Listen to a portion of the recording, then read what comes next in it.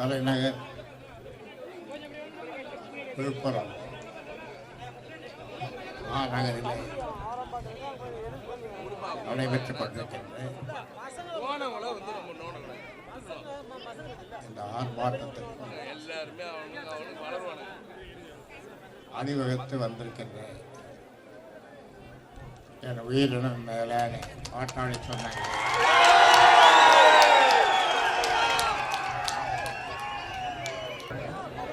ஆயிரம் நாட்கள்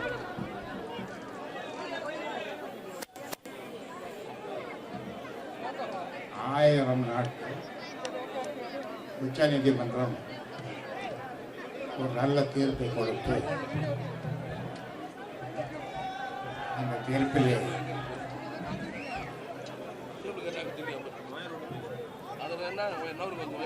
என்ன சொல்லியிருக்கிறார்கள் என்றால் 7 தகவல்கள், அதில் 6 சரியாக இருக்கிறது. இன்னும் ஒன்றுதான். அந்த தகவல்களை திரட்டி கொடுத்தால் நடைமுறைக்கு வரும். 10.5 தடை ஏதுமில்லை என்று உச்ச நீதிமன்றம் சொன்ன அளவிலே, ஆனால் இந்த திராவிட மாடல் அரசு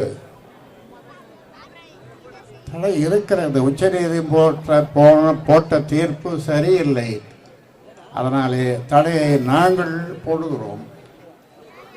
1000 நாட்கள் 2000 நாட்கள் என்றாலும் 2000 நாட்கள் இருக்க போறதில்லை இந்த திராவிட மாடல் ஆட்சி.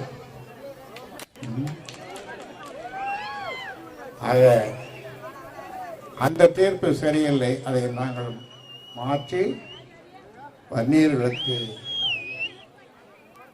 பட்டை நாமம் போடுவதுதான் எங்களுடைய தொழிலாக இருக்கிறது. காரணம் வன்னியர்கள் மேலே இருக்கின்ற அந்த வன்மம். வன்னியர்கள் என்று சொன்னாலே இவர்களுக்கு திராவிட மாடல் அரசுக்கு பிடிக்கவில்லை. வன்னியர்கள் இவர்களுக்கு எல்லாவற்றையும் செய்தார்கள். தலைவர்களுக்கு சளி பிடித்தால் இவர்கள் எண்ணெய் பெட்ரோலை தலையிலே ஊற்றி தங்கள் தலைவர் மேலே இருக்கின்ற விசுவாசத்தை காட்டினார். இப்படியெல்லாம் நடந்தது. வன்னியர்கள் மீது திமுகவுக்கு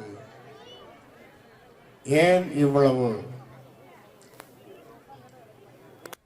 இனவெறி? 55 ஆண்டுகளாக நீடிக்கும் அநீதிக்கு முடிவு கட்ட வேண்டும். அந்த அநீதிக்கு முடிவு கட்ட மக்கள், தமிழ்நாட்டு மக்கள், எல்லா சமுதாயத்தை சார்ந்தவர்கள் இன்றைக்கு காத்திருக்கிறார்கள். இந்த ஆட்சி ஒழிய வேண்டும், இந்த ஆட்சி கூடாது என்று எவ்வளவுதான் ஒரு வாக்குக்கு 10,000 கொடுத்தாலும் சரி, 10,000 வாங்கிக் கொள்வார்களே தவிர உதய சூரியனுக்கு ஓட்டு கிடைக்காது.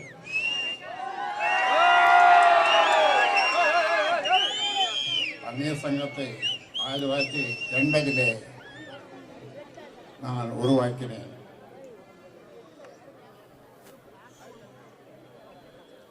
இடஒதுக்கீடு 10.5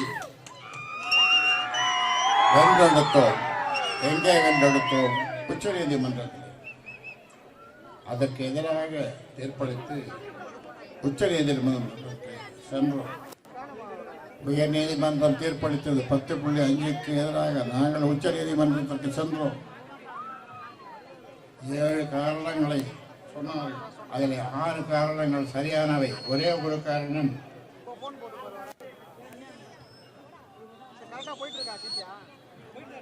இறுதி வெற்றி பெறப்போவது நாங்கள் தான்.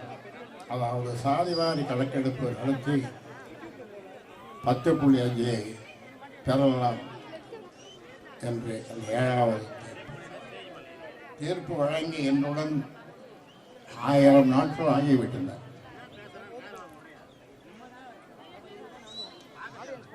பார்க்கக்கூடாதவர்கள் எல்லாம் பார்த்தோம், போகாத இடத்திற்கெல்லாம் போனோம். சட்டமன்றத்திற்குள் போனோம். முதலமைச்சரை சந்தித்தோம். எழுதாத கடிதங்கள் இல்லை. பார்க்காத கட்சியை சேர்ந்த கட்சி தலைவர் அன்புமணி, கௌரவ தலைவர் ஜி.கே. மணி உள்ளிட்ட பல பேர் பல நேரங்களிலே நான் அவர்களை அனுப்பினேன். இறுதியாக நானே சென்றேன் கோட்டைக்கு. 35 நிமிடம் பேசினேன். உச்ச நீதிமன்றத்திலே வாதிடுவது போல, ஒரு வழக்கறிஞர் வாழிடுவது போல அவ்வளவு நேரம் அவர்களுக்கு புரியும்படியாக கோபப்படாமல் நிதானமாக வகுப்பெடுப்பது போன்று வகுப்படுத்தேன். 7-8 அமைச்சர்கள் இருந்தார்கள், தலைமைச் செயலாளர் உள்ளிட்ட ஒரு 10-15 செயலாளர்கள் இருந்தார்கள். துணை முதலமைச்சர் இப்பொழுது இருக்கிற அவர், அந்த பிள்ளை இருந்தது. எதிரிலே முதலமைச்சர் ஸ்டாலின், நான் எதிரிலே. 2 பேர் அவருக்கு சொல்ல வேண்டிய கருத்துக்களை எல்லாம் சொன்னோம். என்ன சொல்ல போனால், அவருக்கு புரியும்படியாக சொன்னேன். அவருக்கு புரியுதோ புரியலையோ தெரியல.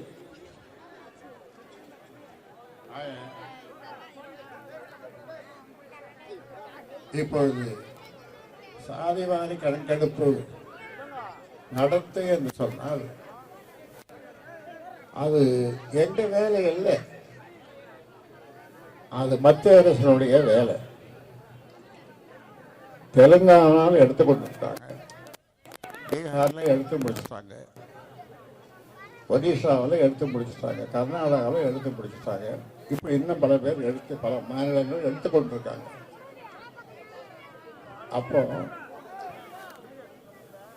நீங்க ஏன் எடுக்க மாட்டேன்றீங்கன்னு கேட்டால் அது எங்க வேலை இல்லை, மத்திய அரசு வேலை தான்.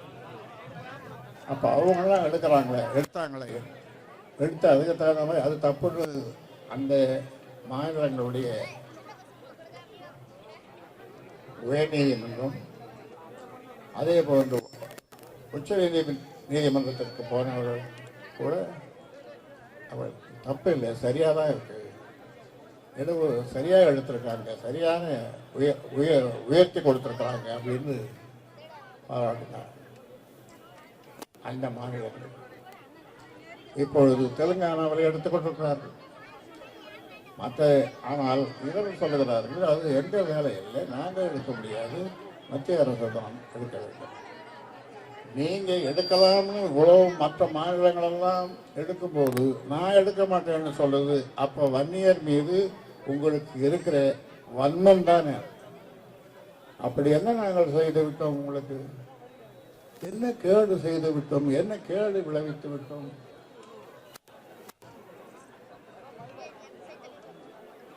மகாத்மா காந்திக்கு அவர் கட்சியினுடைய தலைவராகி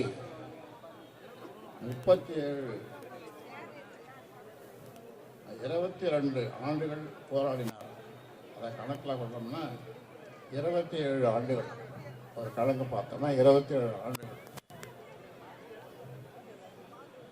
காந்திக்கு 27 ஆண்டுகள், எனக்கு 45 ஆண்டுகள். இந்த மக்களுக்காக, ஒடுக்கப்பட்ட மக்களுக்காக, பிற்படுத்தப்பட்ட மிக பிற்படுத்தப்பட்ட மக்களுக்காக, சிறுபான்மை மக்களுக்காக போராடி வருகின்ற நான் எனக்கு 45 ஆண்டு காலமாக போராடி வருகிறேன். ஆக கணக்கில் கொண்டால் காந்திக்கு 27 ஆண்டுகள் அவர் போராடினார். 27 ஆண்டுக்குள் சுதந்திரம் வாங்கினார். ஆனால் நான் 45 ஆண்டுகளாக போராடி வருகிறேன். வன்னியர்களுக்கு முழுமையான சமூக நீதி கிடைக்கவில்லை. நான் 6 வகையான இடஒதுக்கீட்டை வென்றெடுத்தேன். அருந்ததியர், இஸ்லாமியர்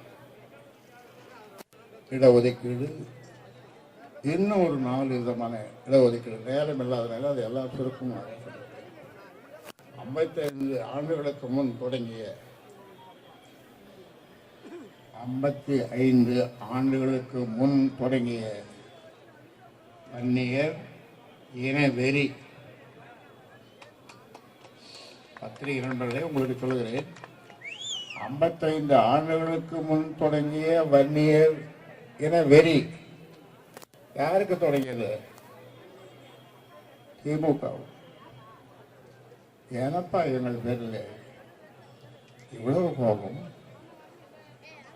உங்களுக்கு வாக்களிக்கிறோம், உங்களுக்கு சோறு கொடுக்கிறோம், உங்களுக்கு உணவு கொடுக்கிறோம், உங்கள் துணியை துவைக்கிறோம், உங்களுக்கு காய்கறிகளை பெயரிட்டு கொடுக்கிறோம். எல்லாவற்றையும் நாங்கள் தான் செய்கிறோம். இந்த மக்கள் தான் செய்கிறார்கள். களை வெட்டுவதும் இவர்கள் தான், நாற்று கொள்வதும் இவர்கள் தான், அண்டை வெட்டுவதும் இவர்கள் தான், ரோடு போடுவதும் இவர்கள் தான். எல்லா வேலைகளையும், கடினமான வேலைகளை எல்லாம் செய்வது இவர்கள் தான். அந்த காலத்தில் இடதுகை பெருவிரல் ரேகை வை. ஒரு ஊரிலே ஒரே ஒருவர் தான் படித்திருப்பார் வன்னியர்ல. ஏதாவது பத்திரம் மாட்டா இடதுகை பெருவிரல் ரேகை கைநாட்டு, அதுக்கு பேரு கைநாட்டு. கைநாட்டு வா என்று ஒரு காலத்திலே சொன்னார்கள். இப்பொழுது எங்க பிள்ளைங்க அவங்களுடைய பையன்கள்லாம் இன்னைக்கு படிக்க அலையுது, படிப்பை தேடி அலையுது. நாங்களும் கலெக்டர் ஆகணும், நாங்களும் டாக்டர் ஆகணும், நாங்களும் இன்ஜினியர் ஆகணும், நாங்களும் எல்லா பதவிகளுக்கும் போகணும். யார் யாரோ எதையோ எல்லாவற்றையும் அனுபவித்துக் கொள்ளுகிறார்கள். ஆனால் உழைப்பது நாங்கள். ஆனால் நீங்கள், நான் பாடுபடுவது நாங்கள். ஆனால் மற்றவர்கள் பதவிகளை இருக்கிறார்கள், சுகத்தை அனுபவிக்கிறார்கள். இது நியாயமா என்று இந்த மக்கள் கேட்கிறார்கள், வன்னிய மக்கள். ஆனால் இந்த வன்னிய மக்கள் செய்கிற தப்பு என்னன்னா, தேர்தல் வந்ததும் அவன் எப்படி காட்டுவான், இன்னொரு இப்படி காட்டுவான், இன்னொரு எப்படி காட்டுவான்.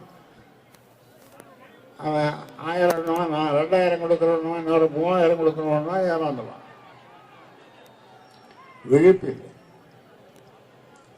ஆனால் இந்த தினம் நீ எதை காட்டினாலும் நடக்காது தம்பி,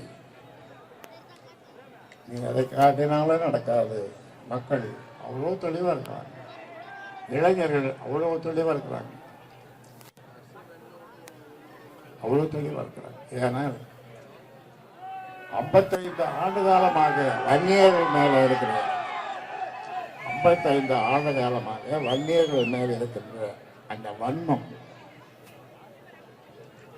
வன்னியர்கள் அடிமட்டமாக ஒரு நாள் காலையில் எழுந்திருக்கும் போது அடிமட்டமாக அவர்கள் வன்னியர்கள் என்ற சாதியே இல்லை என்று சொன்னால் இவர்கள் ஆனந்த கூத்தாடுவார்கள், ஆனந்த கூத்தாடுவார். என்னையா வண்ணம் என்ற 55 ஆண்டு காலமாக அந்த வன்னியர் இனவெறி, வன்னியர்களுக்கு இடஒதுக்கீடு வழங்க திமுகவுக்கு விருப்பம் கிடையாது. அதற்காக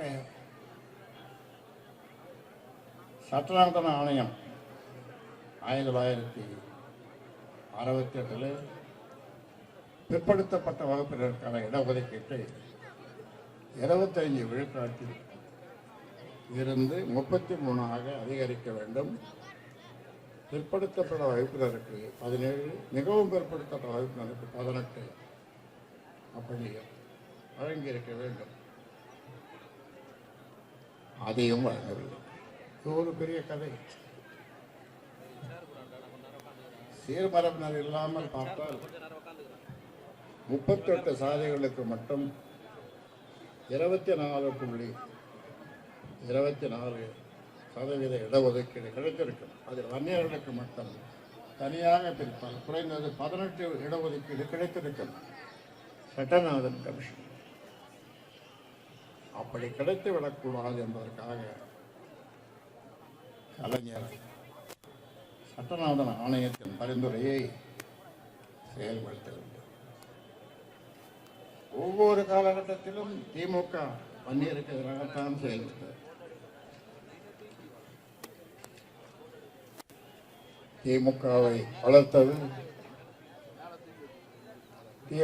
வளர்த்தது யார்? வன்னியர் தான். 1957 முதல் தேர்தல், அப்போதான் முதல்ல தேர்தலில் நிற்கிறாங்க. திமுக ஆட்சி தொடங்கி 15 இடத்துல வெற்றி பெறாங்க. 15 எம்எல்ஏக்கள் வராங்க. அதில் 14 எம்எல்ஏக்கள் 15ல் 14 எம்எல்ஏக்கள் வன்னியர்கள் வாழ்கின்ற பகுதியில். இவர் மட்டும், கலைஞர் மட்டும் குளித்தலை நின்றார். குளித்தலைன்னு ஒரு தொகுதி. அப்போ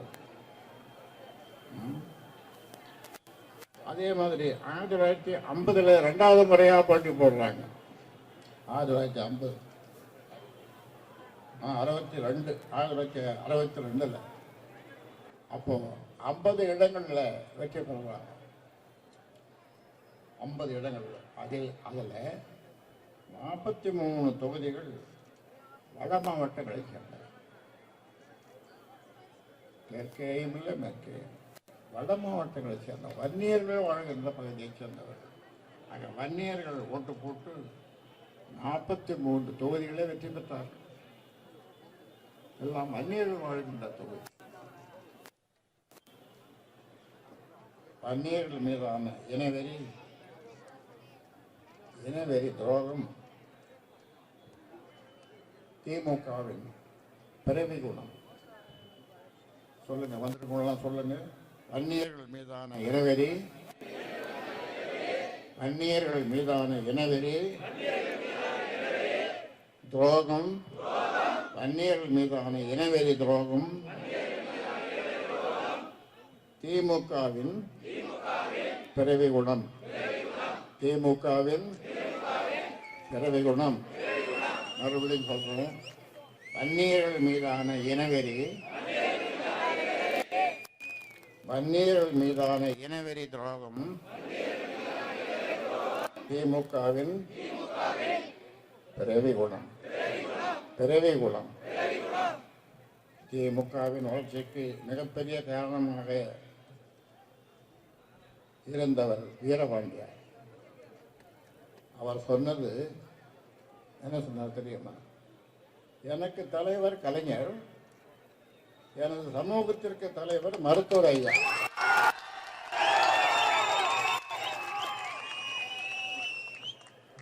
மு.க. ஸ்டாலினை அவர் மதிப்பதில்லை என்பதற்காக அவரது கடைசி காலத்தில் திமுக அவரை அவமானப்படுத்தியது.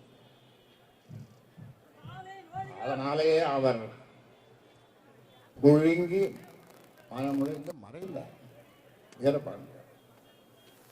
இப்போது திமுகவின் பொதுச் செயலாளர்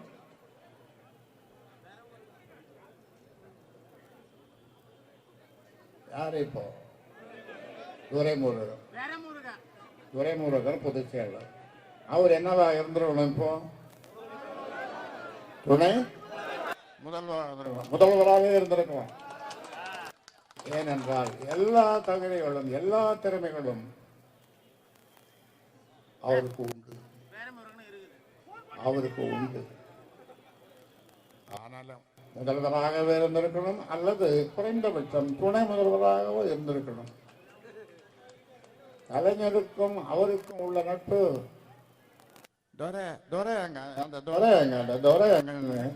துரையை பார்க்காம அவர் தூங்க மாட்டார். யாரு? கலைஞர். அதை நினைச்சுதான் துரைமுருகனும் சட்டமன்றத்தில் 1/2 மணி நேரம் தேம்பி தேம்பி அழுதார்.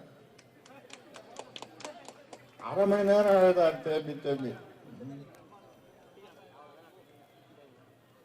அவருக்கு கொடுக்கல, அவரை முந்திக் கொண்டு திமுகவின் தியாகி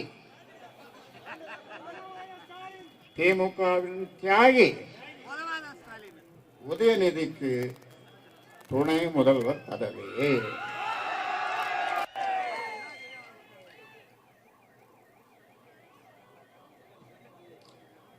இவருடைய துரைமுருகனுடைய அறிவு, ஆற்றல், செயல்பாடு, கலைஞருடைய பழைய நட்பு, இதெல்லாம் நினைச்சு பாருங்க.